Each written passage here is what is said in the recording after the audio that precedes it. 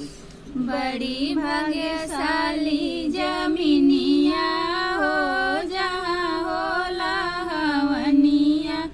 बड़ी भाग्यशाली जमीनिया हो जहाँ होला हवनिया।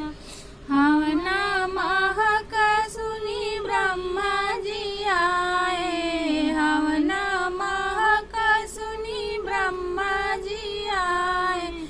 संघवा में लाए ब्रह्मरनिया हो जहाँ होला हवनिया। संघवा में लाए ब्रह्मरनिया हो जहाँ होला हवनिया। बड़ी भाग्यशाली जमीनिया हो जहाँ होला हवनिया। हवन महक सुनी शंकर जी आए। हवन महक सुनी शंकर जी आए।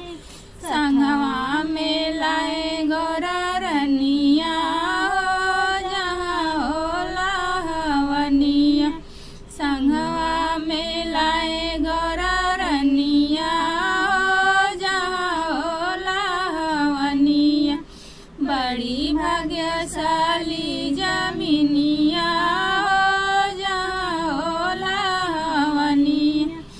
हवना महक सुनी गणपति जी आए। हवना महक सुनी गणपति जी आए।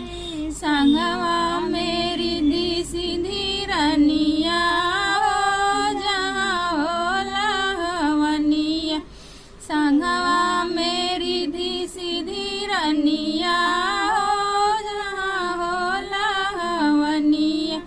बड़ी भाग्यशाली जमीनिया हो जहाँ होला हवनिया। बड़ी भाग्यशाली